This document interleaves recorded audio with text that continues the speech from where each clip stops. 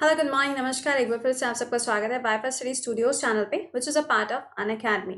तो शुरुआत करते हैं सुबह 5 बजे के सेशन की। जैसा कि मैंने आपको बोला था कि अब थोड़ा सा फेस्टिव मोड से बाहर आके पढ़ाई के मोड पे आ जाए। अब क्रिसमस पे चलेंगे हम लोग फेस्टिव मोड पे, ठीक है। चलिए अच्छा, शुरुआत करेंगे यहाँ पे सेशन की। और इसके अलावा सुबह 7 बजे जो आपका करंट अफेयर्स का लाइव क्लास होता है वो एज इट इज चल रहा है, उसमें कोई चेंजेस नहीं किए गए हैं। लेकिन इसके साथ में आपको एक और चैनल देखने को मिल रहा है जहां पे मैंने क्लासेस स्टार्ट कर दी हैं। तो अगर आप वहां पे ज्वाइन नहीं हुए हैं तो प्लीज एक बार से ज्वाइन हो जाइएगा। उस चैनल का नाम क्या है? ड्रीम यूपीएससी, ठीक है। इस तरीके से लिखना, ड्रीम यूपीएससी। वो चैनल आपका स्टार्ट हो चुका है। या फिर आप देखेंगे तो 7 बजे के वीडियो के जस्ट नीचे भी आपको लिंक मिल जाएगा, ठीक है। तो आप उसको यहाँ पर देख सकते हो ताकि आपका कोई भी जो क्लास है वो मिस ना हो। तो please do subscribe that channel. चलिए, इसके अलावा 2 बजे दोपहर में आपकी टेस्ट सीरीज चल रही है एनटीपीसी की ऑन अनअकैडमी, तो उसे मिस मत करिए। पहला क्वेश्चन आपके सामने आता हुआ, सेशन को एक बार से लाइक और शेयर कर दीजिएगा, ठीक है। चलो देखते हैं। पहला बताइएगा, गुजारी महल म्यूजियम आपसे पूछा जा रहा है कि ये कौन से राजा के द्वारा बनवाया गया था। इसका आंसर करके बताओ, जल्दी से आंसर करके बताइएगा कि इसका आंसर क्या बनेगा। तो देखो इसका आंसर क्या होगा यहाँ पे। Option number 1 is the right answer. Raja Man Singh Tomar जो थे उन्होंने इस म्यूजियम को बनवाया था। अगर मैं आपसे ये पूछूं कि जयपुर के अंदर जो आपको हवा महल देखने को मिलता है वो किसके द्वारा बनवाया गया था, तो जरा उसका आंसर मुझे करके बताइएगा, ठीक है। क्वेश्चन नंबर 2 पे देखो, मैराथन रेस आपसे पूछा जा रहा है कि जो मैराथन रेस होती है उसमें आपको कितना डिस्टेंस देखने को मिलता है, ये आपको बताना है, ठीक है। पूरा डिस्टेंस आपको बताना है कितना होता है। इसका आंसर क्या हो जाएगा? 26 माइल्स 385 यार्ड्स इसका टोटल डिस्टेंस होता है। नेक्स्ट देखिए, द्रोणाचार्य अवार्ड। देखो एकलव्य अवार्ड मैंने आपको बता दिया था, लता मंगेशकर अवार्ड बता चुके हैं। अगला है कौन सा? द्रोणाचार्य अवार्ड। सवाल में आपसे पूछा जा रहा है कि सबसे पहले व्यक्ति ऐसे कौन से थे जिनको इस अवार्ड से सम्मानित किया गया था। तो पहले तो ये ध्यान रखिएगा कि ये अवार्ड किसको दिया जाता है। ये अवार्ड दिया जाता है यहाँ पे किसको? कोचेस को दिया जाता है। और सबसे पहला किसको गया था यहाँ पर? तो इसका आंसर क्या बनेगा यहाँ पे? All of the above is the correct answer, ठीक है ना। तो यहाँ पे आपको थोड़ा सा पता होना चाहिए इसके बारे में। तो अब देखते हैं अगला क्वेश्चन यहाँ पर क्या है। देखो, लिबोरू is related to which game, आपको बताना है कौन से खेल से जुड़ा हुआ। गाइज एक बार फिर से बोल रहे हैं, ड्रीम यूपीएससी चैनल जो है प्लीज इसको सब्सक्राइब कर लीजिएगा जाकर, और देख के सब्सक्राइब करना। उस पर मेरा एक वीडियो ऑलरेडी पड़ा हुआ है, या फिर टेलीग्राम पे जाके चेक कर लो, वहां पे भी मैंने लिंक जो है वो शेयर किया हुआ है, ठीक है। चलिए अच्छा, इसका आंसर क्या हो जाएगा? वॉलीबॉल हो जाएगा। तो यहाँ पे आपको ये याद रखना है कि जैसे कि मान लो कई बार ऐसा होता है कि स्पोर्ट्स के बारे में पूछ लिया जाता है, तो आपको मालूम होना चाहिए कि कौन से स्पोर्ट में कौन सी चीज या कौन सा वाला वर्ड यूज होता है।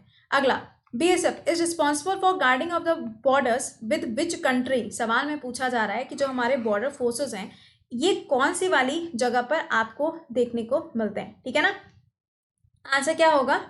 इसका आंसर क्या बन जाएगा यहाँ पर? पाकिस्तान और बांग्लादेश इसका करेक्ट आंसर बनेगा। तो इसको थोड़ा ध्यान रखिएगा। अच्छा, अगर मैं कहूँ इंडिया और चाइना वाला जो बॉर्डर है वो यहाँ पे क्या होगा, तो इसका आंसर बनेगा इंडो तिब्बतियन, ठीक है। इसको याद रखिएगा।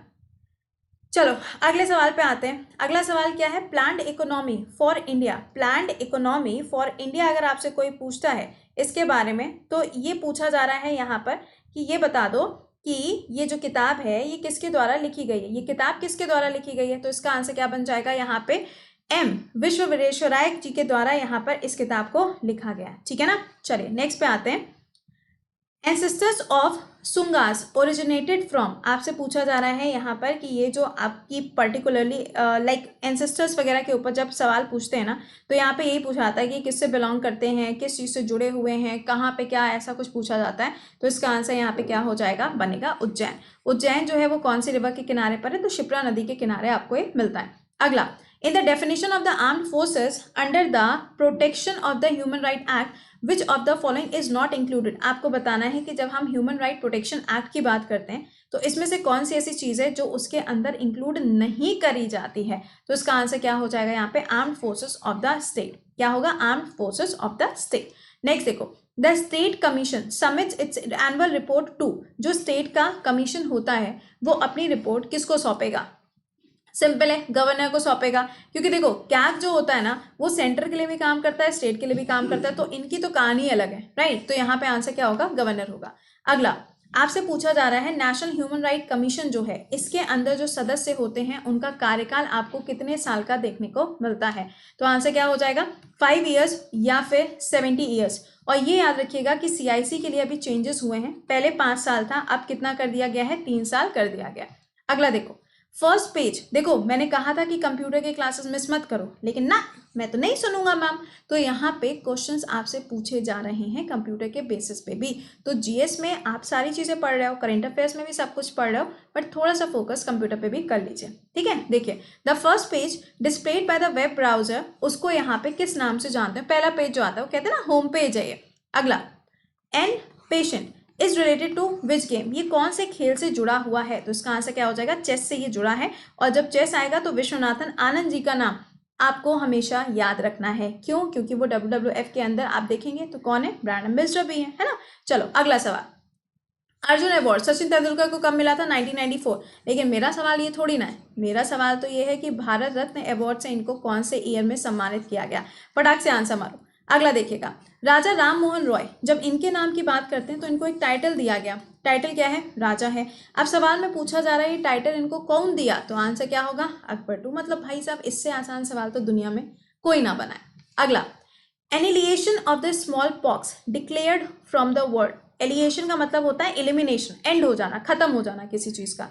ये कब हुआ, 1980 में हुआ। अच्छा अगर मैं आपसे कहूं इनहेलिएशन में अगर हम देखेंगे, कई बार ऐसा होता है ना कि आपसे पूछा था स्टार्टिंग कब हुई, या आपसे कहा जाता है कि अच्छा इसको डिटेक्ट कब किया गया है ना। तो यहाँ पे आपको ध्यान रखना है कि जब आपसे ये सवाल या फिर ये वर्ड लिखकर आएगा तो आपको क्या आंसर मार्क करना है, 1980। अच्छा अगर मैं आपसे पूछूं कि इंडिया के अंदर क्या ये पूरी तरीके से खत्म हो चुका है, ना ना ये पूरी तरीके से खत्म नहीं हुआ है। तो ये याद रखिएगा, इंडिया में अगर आप देखेंगे तो चिकन पॉक्स, स्मॉल पॉक्स, इसमें से सिर्फ स्मॉल पॉक्स जो है उसे बोला गया है कि खत्म हुआ है, लेकिन चिकन पॉक्स जो है वो खत्म नहीं हुआ है, ठीक है। अगला देखो, between which two mountain, Kashmir की जो घाटी है वो आपको कौन सी पहाड़ियों के बीच में देखने को मिलती है। ये हो जाएगा महान हिमालय, ये वाला हिस्सा हो जाएगा आपका मध्य हिमालय, ये हो जाएगा शिवालय। तो इसमें कौन सी वाला एरिया होगा, तो आपका महान हिमालय, ग्रेट हिमालय और पीर पंजल के बीच में इसकी लोकेशन है। अगला, इंडिया का एक्टिव वॉल्केनो, सिंपल, सवाल पढ़ने की जरूरत ही नहीं है, यहाँ पे लिखा है ना इतना, बस इतने पे आंसर निकल आएगा। आंसर क्या बनेगा, बैरन आइलैंड। कहाँ पर है ये, अंडमान निकोबार में है। और अंडमान का जो मिडिल अंडमान का एरिया है वहां पर आपको इसकी लोकेशन देखने को मिलती है, ठीक है। अगला देखिएगा, बताइएगा यहाँ पे चंबल रिवर के ऊपर कौन सा रिजर्वॉयर बना हुआ है, चंबल नदी के ऊपर कौन सा रिजर्वॉयर बना है, राणा प्रताप सागर बना हुआ है। क्या आप मुझे बताएंगे ये कौन से स्टेट में है, गुजरात में है या फिर MP में है या फिर महाराष्ट्र के अंदर है, तीनों में से कहाँ पर होगा। Next question, national unity day. अब हम लोग देख रहे हैं अभी यहाँ पर कि कितना सारा 31 अक्टूबर को हम लोगों ने कितनी सारी स्कीम्स वगैरह आई थी, सारी चीजें देखी।